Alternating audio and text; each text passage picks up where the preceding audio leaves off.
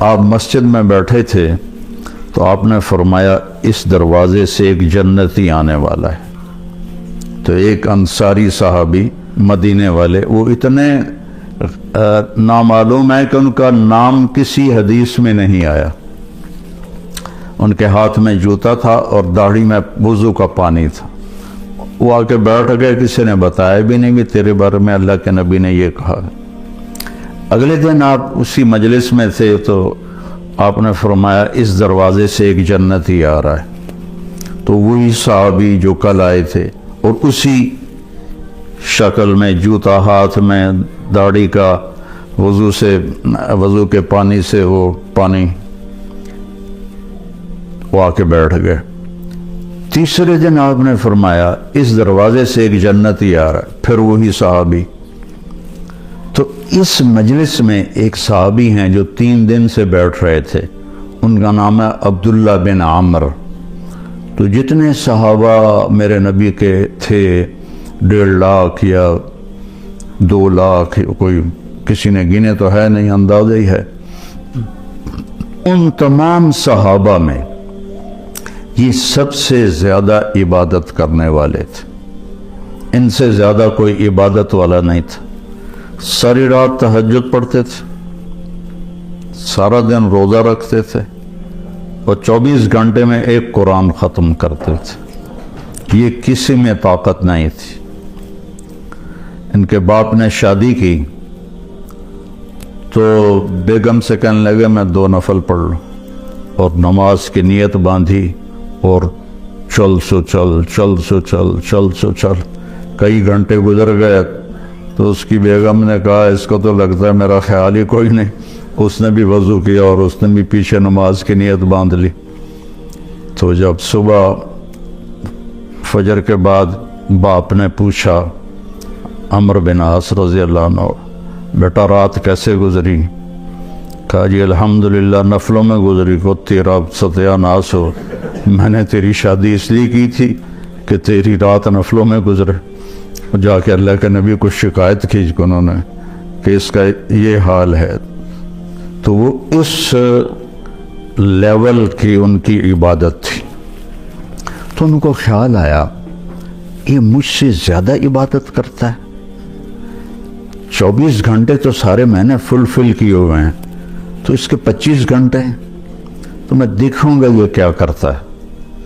تو اگلے دن وہ ان کے پاس چلے گئے اور کہنے لگے چچا جان میرے ابا مجھ سے ناراض ہیں، تو میں 2-3 دن آپ کے پاس گزار لوں؟ ان کا بیٹا بالکل ضرور آ جاؤ. تو وہ اب عشاء کے بعد وہ جلدی سے انہوں نے چادر اوپر لی اور اس میں تھوڑا یوں سوراخ بنا کے نا ان کو دیکھنے لگے کہ اب یہ کیا کرشمہ کرتے ہیں. وہ ساری رات کا لمبا سجدہ کریں گے یا ساری رات کا رکوع کریں گے یا ساری رات روتے رہیں گے، کیا کریں گے؟ تو ایسے دیکھ رہے. وہ آئے اور سونے کی دعا ہے رات کی، اللہم بسمک اموت و احیا. انہوں نے دعا پڑھی اور تھوڑی دیر بعد ان کے خراٹے شروع ہو گئے. اب یہ انتظار کر رہے کہ ابھی اٹھیں گے ابھی اٹھیں گے ابھی اٹھیں گے، حتیٰ کہ فجر کی اذان ہوئی اور یہ انتظار اور وہ اذان پہ اٹھے. تب یہ حیران پریشان ہو گئے کہ یہ چاچے نے تو 2 نفل تہجد بھی نہیں پڑھے، تو جنت کی بشارت کہاں سے مل گئی؟ اب اللہ کے نبی کی بات بھی غلط نہیں ہو سکتی، اور آگے چاچا جی کا بھی عمل کوئی نظر نہیں آ رہا، ساری رات سوتا پہ ہے. تو ان کا اچھا ایک رات اور دیکھوں گا. اگلی رات عشاء کے بعد انہوں نے وہی کام کیا، چادر اوپر لی اور ایسے کر کے بیچارے کتنے تھکے ہوں گے، یوں کر کے دیکھ رہے. وہ آئے اللہم بسمک اموت و احیا اور او گئے. وہ ساری رات سونے میں گزار دی. فجر کی نماز اذان پہ اٹھے. اب ان کی حیرت اور بڑھ گئی کہ اس زمانے میں تو منافق تہجد نہیں چھوڑتے تھے، تو ان کو تو جنت کی بشارت ملی پڑی ہے، یہ تہجد بھی نہیں پڑی اور جنت کی بشارت. اچھا ایک رات اور دیکھوں گا. پھر تیسری رات وہی تماشا انہوں نے کیا، انہوں نے بھی وہی تماشا کیا، سیم انہوں نے اپنی سونے میں رات گزاری، یہ ان کو چیک کرنے میں لگے رہے۔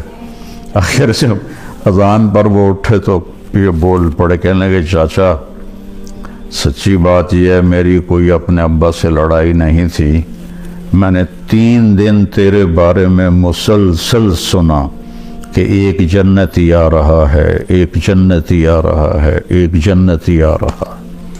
اللہ کے نبی نے تیرے بارے میں فرمایا، تو میں دیکھنے آیا تھا کہ آپ کیا کرتے ہیں، تو آپ تو ساری رات سوتے رہتے ہیں، تو یہ کیا چکر ہے؟ اللہ کے نبی کی بات بھی غلط نہیں ہو سکتی، وہ تیرے پاس پلے بھی کچھ نہیں ہے، جس کو وہ سمجھ رہے تھے کہ کچھ بندگی عبادت۔ کہنے لگے بھتیجے یہی ہے جو تو نے دیکھا ہے، اور میرے پاس کچھ بھی نہیں ہے۔ تو وہ نہ بوجھل قدموں سے واپس، چونکہ وہ 2 چیزوں کو آپس میں جوڑ بٹھانا ان کو نظر نہیں آ رہا کہ ادھر جنت کی بشارت ہے، ادھر ساری رات کا سونا ہے۔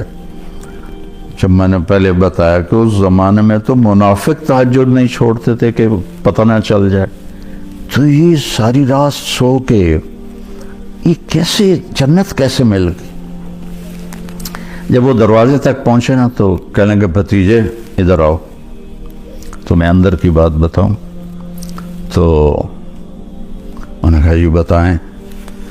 تو کہنے لگے یہ جو دل ہے نا، اس میں کسی کی نفرت کوئی نہیں، اس دل میں کسی کی نفرت کوئی نہیں، اور مجھے کسی سے حسد کوئی نہیں ہے۔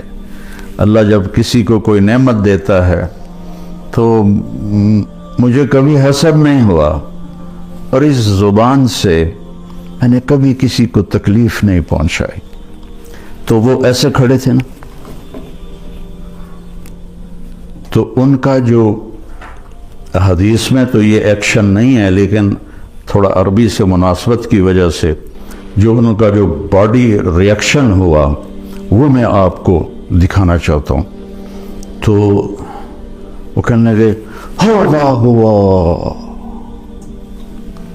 اچھلے اگو یہ پھٹا تھوڑا ہے نہیں تو میں ڈائے نہ پاؤں، تو کہنے لگے ہوا ہوا، کہنے یہی ہے یہی ہے، اور آگے کہنے لگے یہ ہمارے بس میں نہیں ہے۔ تو اللہ کے بندوں سے دل صاف رکھنا۔